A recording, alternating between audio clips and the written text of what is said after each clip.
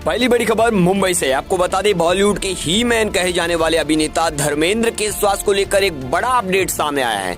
धर्मेंद्र को 4 दिन पहले अस्पताल के आईसीयू में भर्ती करवाया गया था। हालांकि अब वो घर वापस आ गए हैं। धर्मेंद्र साउथ मुंबई के एक अस्पताल में भर्ती थे, जहां हाल ही में उनके बेटे वो अभिनेता व राजनेता सनी देओल उनसे मिलने पहुंचे और उनके साथ वक्त बिताया।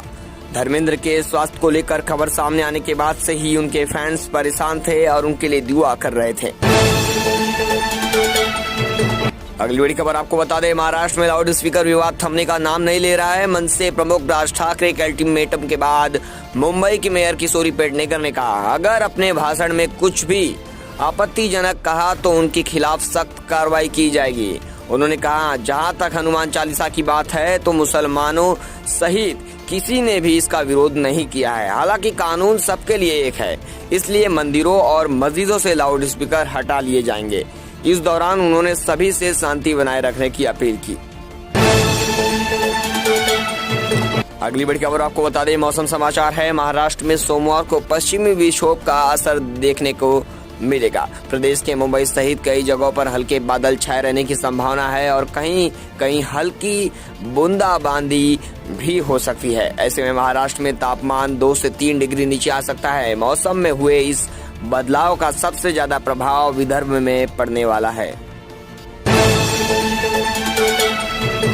अगली बड़ी खबर आपको बता दें, महाराष्ट्र में लाउड स्पीकर और हनुमान चालीसा विवाद के बीच अयोध्या जाने की राजनीति तेज हो गई है। आगामी चुनाव को देखते हुए सभी पार्टियां हिंदुत्व के मुद्दे पर जोर देने लगी हैं। इन सब के बीच राज ठाकरे की पार्टी महाराष्ट्र नवनिर्माण सेना एक कदम और आगे बढ़ते हुए मुंबई की सड़कों पर चलो अयोध्या का पोस्टर लगा दिया है। हालांकि पोस्टर वार कल से ही शुरू हो गया था, जहां शिवसेना ने औरंगाबाद में हर जगह बाला साहेब के पोस्टर लगाए थे, जिसमें लिखा था कि बाला साहेब जैसा कोई नहीं होगा। वहीं मनसे ने भगवा कपड़ों में राज ठाकरे का पोस्टर लगाए थे। मुंबई की जगह जगह पर लगा चलो अयोध्या का पोस्टर। लिखा है कि जय श्री राम चलो अयोध्या। राज ठाकरे के स्वागत में मुंबई की सड़कों पर लगे कई पोस्टर, लोगों से समर्थन की अपील। अगली बड़ी खबर आपको बता दें, रविवार को स्पाइसजेट एयरलाइन का एक विमान मुंबई दुर्गापुर उड़ान दौरान उतरते समय तूफान में फंस गया और अफरा तफरी मच गई। 17 यात्री घायल हो गए। मिली जानकारी के मुताबिक स्पाइसजेट की मुंबई दुर्गापुर उड़ान को हवाई अड्डे पर उतरते समय रविवार को वायुमंडलीय विक्षोभ का सामना करना पड़ा। इस दौरान विमान में सवार करीब 17 यात्री घायल हो गए। घायलों को अस्पताल में भर्ती कराया गया। देश में कोरोना वायरस के मामले तेजी से बढ़ रहे हैं। बीते 24 घंटे में 3246 नए मामले सामने आए हैं। इनमें से 25 लोगों की मौत हो चुकी है।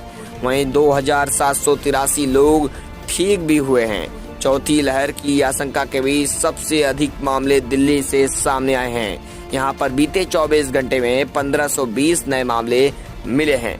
नए मामले सामने आने के बाद लगातार दिल्ली में बढ़ रही है पॉजिटिविटी रेट।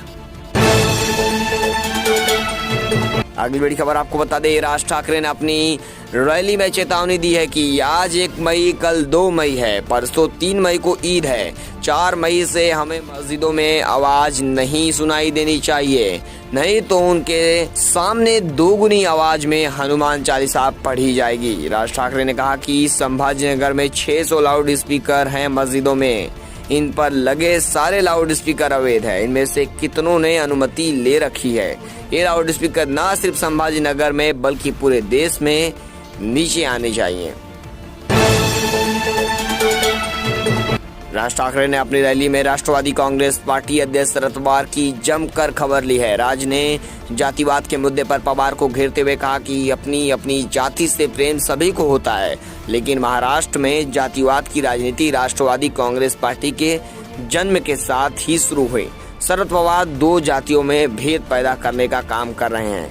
मराठा छत्रप पर तीखा वार करते हुए राज ने कहा कि पवार को हिंदू शब्द से एलर्जी है। वो अपने भाषणों में साहू फूले अंबेडकर का नाम तो लेते हैं, लेकिन कभी छत्रपति शिवाजी महाराज का नाम नहीं लेते।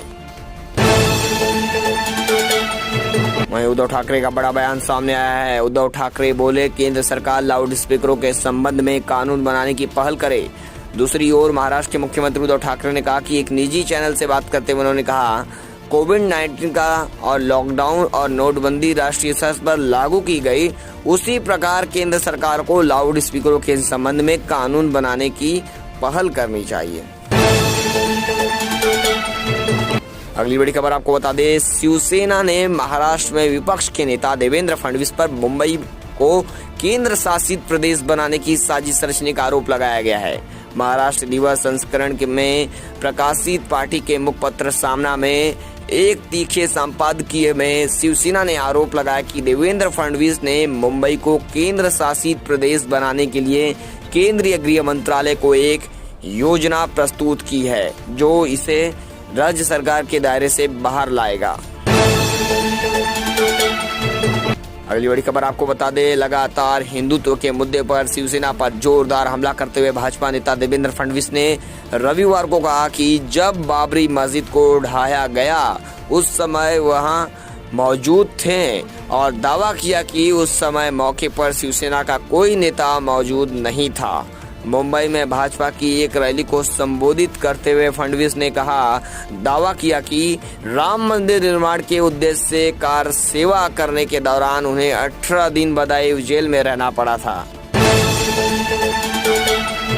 अगली बड़ी खबर आपको बता दें, बीजेपी नेता देवेंद्र फडणवीस ने सीएम उद्धव ठाकरे को आड़े हाथ लेते हुए कहा, मस्जिदों से लाउड स्पीकर हटाने से डरने वाले लोग कह रहे हैं कि उन्हें बाबरी मस्जिद को गिराया था। देवेंद्र फडणवीस ने बाबरी मस्जिद विध्वंस का हिस्सा थे, उस वक्त शिवसेना का कोई भी नेता नहीं था, मैं इसे मस्जिद नहीं मानता, यह सिर्फ एक ढांचा था। बोलून तुम्ही या मुंबईतल्या मराठी माणसाला जे लुबाडलेलं आहे, आता या पुढे हे चालणार नाही। बंधू भगिनींनो, ज्या प्रकारे मुंबईचं संयुक्त महाराष्ट्राची लढाई लढली गेली, आता तसंच मुंबईला माफियाच्या हातातून, लूटमार करणाऱ्यांच्या हातातून या ठिकाणी काढायचा आणि खऱ्या मुंबईकरांना, खऱ्या मराठी माणसाला, खरं हिंदुत्व सांगणाऱ्या या संपूर्ण जनाजनाला ही मुंबई सोपवायची आहे। आणि म्हणून तुम्हाला एवढंच आव्हान करतो, महाराष्ट्र दिनी सज्ज व्हा आणि लढण्याकरता तयार व्हा। जय हिंद, जय महाराष्ट्र, भारत माता की। महाराष्ट्र दिवस पर सीएम उद्धव ठाकरे ने एक मराठी अखबार को दिए गए इंटरव्यू में राज ठाकरे और केंद्र सरकार पर जमकर निशाना साधा है। सीएम ने मनसे द्वारा चलाए जा रहे लाउड स्पीकर हटाओ अभियान पर कहा कि कुछ लोग हैं जो झंडे बदलते रहते हैं। पहले वे गैर मराठी लोगों पर हमला करने की कोशिश करते थे, अब वे गैर हिंदुओं पर हमला कर रहे हैं। मार्केटिंग का जमाना है, ये भी नहीं चला तो कुछ और। उद्धव ने कहा कि सुप्रीम कोर्ट ने लाउड स्पीकर के संबंध में आदेश दिया है। मुझे नहीं लगता कि उन्होंने किसी एक धर्म के बारे में कहा है, सभी धर्मों के लिए दिशा निर्देश है। उद्धव ठाकरे बोले, मेरे पिता ही थे जो गुजरात दंगों के बाद नरेंद्र मोदी के साथ खड़े थे। उद्धव ठाकरे ने आगे कहा कि 2002 में गुजरात दंगों के बाद जब कोई नरेंद्र मोदी का साथ देने को तैयार नहीं था, उनके खिलाफ एक अभियान था, तब मेरे पिता बाला साहेब ठाकरे उनके साथ खड़े हुए थे और उनको मुख्यमंत्री बनाए रखने के लिए बीजेपी आला कमान को कहा था।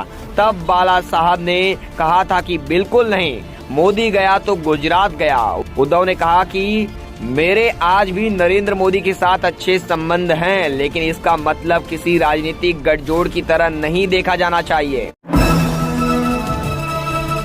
राज ठाकरे ने कहा, आज तारीख 1 है, कल तारीख 2 है, 3 तारीख को ईद है। 3 तारीख के बाद अगर मस्जिदों से लाउड स्पीकर नहीं उतारे गए तो 4 तारीख के बाद मैं नहीं सुनूंगा। जगह जगह हनुमान चालीसा का पाठ दुगनी आवाज के साथ शुरू होगा। लाउड स्पीकर सभी धार्मिक स्थलों से उतरना चाहिए। आज तारीख 1 है,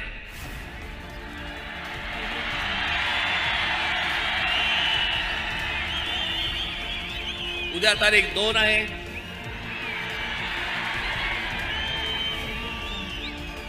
3 तारखेला ईद आहे।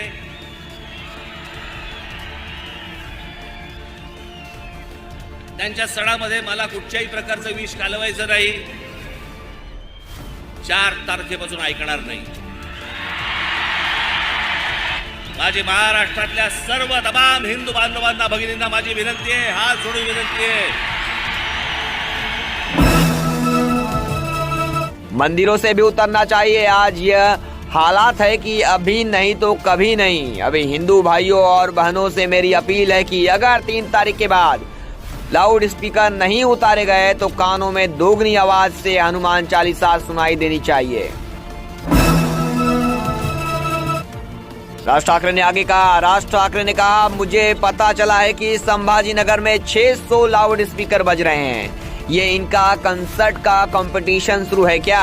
सारे लाउड स्पीकर अवैध तरीके से बजाए जा रहे हैं. सारे लाउड स्पीकर अनधिकृत तरीके से बजाए जा रहे हैं. सुप्रीम कोर्ट का आदेश है कि लाउड स्पीकर बजाने के लिए स्थानीय प्रशासन और पुलिस की इजाजत जरूरी है. जितने लाउड स्पीकर बज रहे हैं उनमें से किसी को इजाजत नहीं है. मुझे महाराष्ट्र में दंगे नहीं भड़काना है. लाउड स्पीकर एक सामाजिक मुद्दा है, इसे धार्मिक मुद्दा ना बनाओ. राज ठाकरे ने कहा, अभी के अभी जाओ और ये भोंगे बंद कराओ, वरना महाराष्ट्र में आगे क्या होगा वो मुझे मालूम नहीं. राज ठाकरे ने कहा, एक पत्रकार ने मुझसे पूछा कि आखिर क्या हो गया है लाउड स्पीकर का मुद्दा अचानक. मैंने पहले भी ये मुद्दा उठाया और लोगों ने भी उठाया है. मैंने अकेले ये मुद्दा नहीं उठाया है. मुझे महाराष्ट्र में दंगा नहीं भड़काना है. एक मुसलमान पत्रकार मुझसे मिला. उसने कहा कि मैं मुसलमान हूँ लेकिन लाउड स्पीकर से परेशान हूँ. जब लाउड स्पीकर पर अजान होती है तो मेरा बच्चा सो नहीं पाता.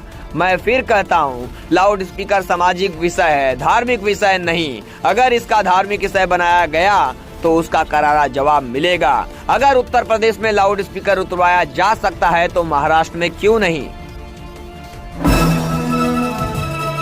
राज ठाकरे ने महाराष्ट्र दिवस की शुभकामनाएं देते हुए बोलना शुरू किया और राज ठाकरे ने कहा, बैठने की छोड़ो, खड़े होने की भी जगह नहीं दिख रही है. कई लोग मैदान से अंदर नहीं आ पाए. तरह तरह की बातें की जा रही थी. सभा में भीड़ नहीं जमा होगी तो बुलाई जाएगी. पता नहीं लोग क्या क्या बोल रहे थे. मुंबई और थाने में मैंने 2 सभाएं की. इन दोनों सभाओं के बाद लोग कितना बोल रहे हैं, विरोधियों का बड़बड़ शुरू है.